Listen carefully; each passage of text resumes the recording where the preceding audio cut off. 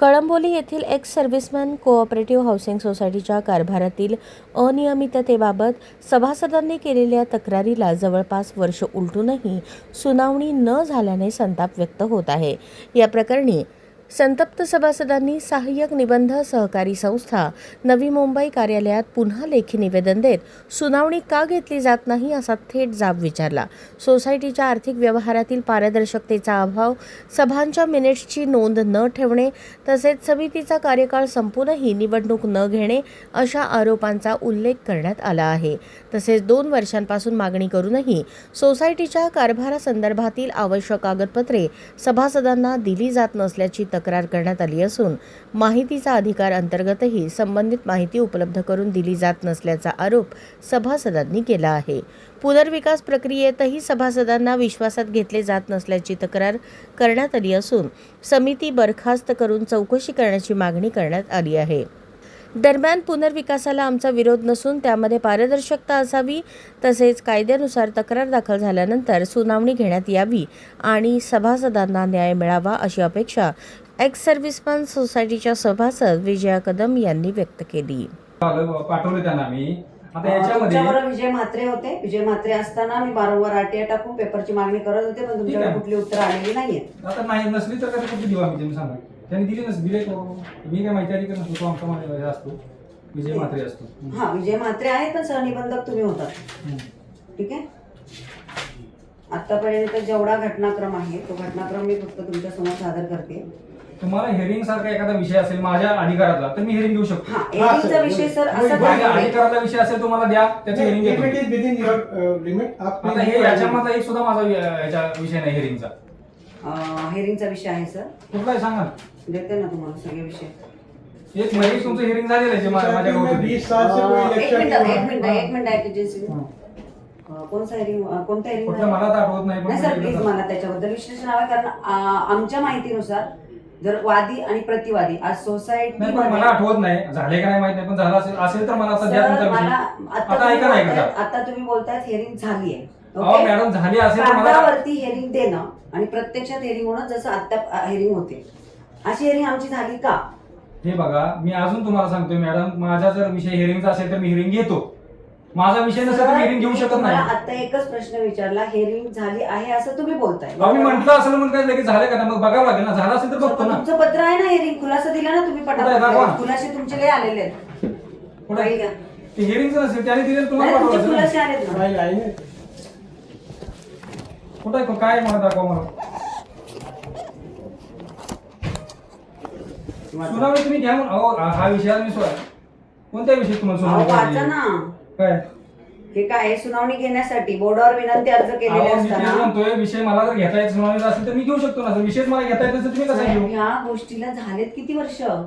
तुमच्या 79 गावाचा विषय मी घेऊ शकत नाही सर। मी लिहून देतो तुम्हाला। विजय म्हात्रे 79A नुसार जर एमओयू साठी जर तेवढाच अधिकार आहे आम्हाला तर पाठवायचा, ठीक आहे। मग जर विजय म्हात्रे तिथे हजर होते, ठीक आहे, त्यांच्याकडे मी पेपरची खूप मागणी केली, एकही पेपर मला दिलेला नाहीये, आरटीआय टाकूनही दिलेले नाहीये। आज माझा मुद्दा हा आहे, आता आहे का माझा विषय असा आहे, आम्ही आता बेघर झालोय।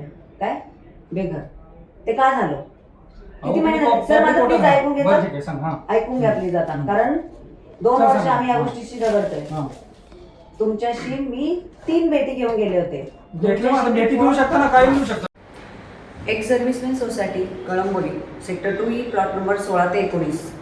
आज सोसायटी आपली रिडेव्हलपिंगसाठी दिली गेली, पण गेले 2 ते 3 वर्षासाठी आम्ही एकाच गोष्टीचा लढा करतोय। ठीक आहे, आमचा रिडेव्हलपिंगला कुठलाही विरोध नाही आहे, पण रिडेव्हलपिंगसाठी जाताना आपण पारदर्शक व्यवहार ठेवावा आणि कमिटीने आणि सर्व सदस्यांनी एकमत करून या गोष्टीच्या सगळ्या गोष्टीची प्रोसेस जर तुम्ही पारदर्शक ठेवली असती तर आपल्याला कुठल्याच गोष्टीच्या अडचणी आल्या नसत्या, हे असं माझं मत आहे। पण प्राथमिक पाहता आम्ही 2 ते 3 वर्षापासून काही गोष्टी म्हणजे पेपरची मागणी करत असताना आम्हाला पेपर हे सिडको कार्यालयामधून आणि अधिकाऱ्यांकडून भेटले गेले नाही। आम्ही आरटीआय टाकून सुद्धा माहितीचे अधिकार सुद्धा टाकून सुद्धा आम्हाला त्या पेपरची पण उत्तरं आम्हाला पेपरवरती भेटलेली नाही आहेत। फक्त वारंवार आम्ही मागणी करत असताना एक गोष्ट अशी आम्हाला निदर्शनामध्ये आली की तिथे आम्ही ज्या वेळेला विचारणा केली गेली की आमच्याकडे सभासदांनी आत्तापर्यंत 26 वर्षाची जी एक कमिटी काम करते ही आपल्याकडे निवडणूक प्रक्रिया होत गेलेली नाही आहे. तर ही निवडणूक प्रक्रिया पारदर्शक का नाही आहे या संदर्भात ज्यावेळेला आमची विचारणा केली गेली त्यावेळेला सिडको अधिकाऱ्यांकडून आम्हाला कुठल्याही प्रकारचे उत्तर भेटलेलं नाही आहे. कारण निवडणूक प्रक्रिया ही पारदर्शक झालेली नाही आहे. आणि जेव्हा जेव्हा आम्ही पत्रावरती विचारणा केलेली असताना सुद्धा आम्हाला त्या गोष्टीची हिअरिंगसुद्धा दिलेली नाही आहे. आम्ही पत्रावरती त्यांना हिअरिंग मागून सुद्धा या गोष्टीची हिअरिंग आम्हाला लावलेली गेलेली नाही आहे. गेल्या 2 वर्षापासून ह्याच प्रतीक्षेमध्ये असताना सहनिबंधक शंकर पाटील आणि विजय म्हात्रे हे अधिकारी असताना आम्ही वारंवार RTI टाकून सुद्धा आम्हाला ह्या हिअरिंग घेतल्या गेल्या नाही. तर आज ज्यावेळेला आमची सोसायटी ह्या प्रक्रियेवरती येते ज्यावेळेला डिमॉलिश करण्यासाठी सोसायटी जाते तर आमचा प्रश्न हा होता जर तुम्ही प्रत्येक वेळेला ज्यावेळेला सोसायटी रिडेव्हलपिंगला घेऊन जाता त्यावेळेला तुमचं कायदा नियमाने 79A रूलनुसार तुमची ही प्रक्रिया पूर्ण केलेली गेलेली पाहिजे. ज्यावेळेला सभासदांना घर सोडावं लागतं त्यावेळेला तुमचं IOD PAAA ॲग्रीमेंट आणि तुमची बँक गॅरंटी या सगळ्या गोष्टींची प्रोसेस व्हायला हवी होती. पण आमच्या समोर या गोष्टी पारदर्शक नसल्या कारणाने आम्ही वारंवार या गोष्टीची विचारणा करत होतो की पेपरची पूर्तता आमच्याकडे नाही आहे तर ह्या गोष्टी तुम्ही पुढे डिमॉलिशसाठी जाऊ नका. तर आज ज्यावेळेला आमची ही वेळ आली तर सोसायटी डिमॉलिश करण्यासाठी काढलेली त्या दिवशी आम्ही डिमॉलिश करताना काही कारवाई थांबवलेली. पण आमचं म्हणणं आहे का तुम्ही डिमॉलिश करण्या अगोदर लोकांना जे 9 महिने घराच्या बाहेर काढलेले आहेत तेही जबरदस्ती करून पाणी लाईट कट करून पण ही प्रोसेस अशी नसते. ही गोष्ट आम्हाला सांगावी लागते. जर कायदा आणि नियमानुसार जर जात असाल तर 79A नियम सगळ्यांनी जर फॉलो केले तर ही या गोष्टीची वेळ आम्हाला आली नसती की आम्ही सिडकोकडे ह्या गोष्टीची वारंवार मागणी केली नसती.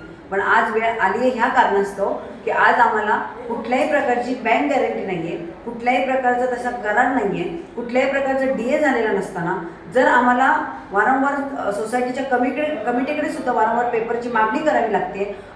मागणी करत असताना ते पेपर आम्हाला तिथे नाही भेटले म्हणून आम्ही ते पेपर सिडको अधिकाऱ्यांकडे जेव्हा मागतोय तेही माहितीच्या अधिकाराखाली मागतोय तेव्हाही सुद्धा आम्हाला 2 वर्ष या प्रतीक्षेसाठी थांबावं लागलं.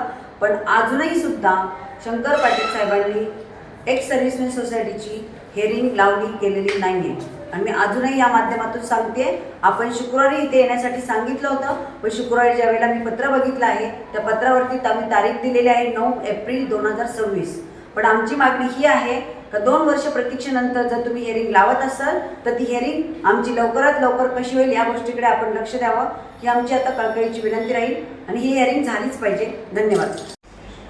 हम एक्स सर्विसमैन सोसाइटी की तरफ से पिछले 2 साल से लगातार चक्कर काट रहे हैं हियरिंग लेने के लिए लेकिन अभी तक हमें 2 साल में एक बार भी हियरिंग नहीं मिला. पिछले मंगलवार को हम इधर आए तब ज़बरदस्ती ऑफिस में घुस के हमने उनसे कंसल्ट किया तब उन्होंने बोला शुक्रवार को आओ हम आपको इन चीज़ों का समाधान निकाल के देंगे. और आज हम आए तो आज शंकर पाटिल जी हैं नहीं और हमको लेटर दिया गया कि अगले 9 अप्रैल को हियरिंग है. जब हम 2 साल से चक्कर काट रहे हैं तो हमको इतना लंबा हियरिंग क्यों दिया जाता है तुरंत हियरिंग क्यों नहीं मिला है. ये हियरिंग का डेट 9 अप्रैल दिया गया है ये कितना लंबा क्यों दिया. ये 1-2 दिन के अंदर भी सोमवार मंगलवार को भी दिया जा सकता है. हम इसी के लिए पिछले मंगलवार को भी आए थे और यही बात बोला था कि आपका हियरिंग देंगे जल्दी देंगे. लेकिन आज हमको लेटर के थ्रू ये पता चला दिया लेटर में लिख के दे रखा है कि 9 अप्रैल को हियरिंग है. और अभी भी हम आपसे यही रिक्वेस्ट करते हैं कि हमारी हियरिंग 1-2 दिन के अंदर अंदर होनी चाहिए. सोमवार मंगलवार को ही होना चाहिए. सोसाइटी हमारी पूरी सोसाइटी रीडेवलपमेंट के लिए बिना प्रॉपर कार्रवाई के और वो की जा रही है. हमारी सोसाइटी को डिमोलिश करने की सब प्लान हो रही है जबकि पेपर कोई भी दिए डेवलपमेंट एग्रीमेंट PPA और ये अभी तक development agreement bank guarantee PAAA और IOD प्लान कोई भी तैयार नहीं है. लेकिन डिमोलिशन के लिए डिमोलिशन करने जा रहे हैं. पिछले 9 महीने से हमको सोसाइटी से बाहर किया हुआ है. ज़बरदस्ती लाइट और पानी काट दिया और पेपर निकाल अभी तक तैयार नहीं हुआ है. तो इसलिए हमें हियरिंग अगले सोमवार मंगलवार तक दी जाए. एक्स सर्विसमैन कलमगोली की तरफ से 2 साल से हम हियरिंग कर रहे हैं. हियरिंग के अभी लिए हियरिंग के लिए आए हुए हैं लेकिन हमें 2 साल से रास्ते पर है, तो अभी तक हमें हियरिंग मिला नहीं है।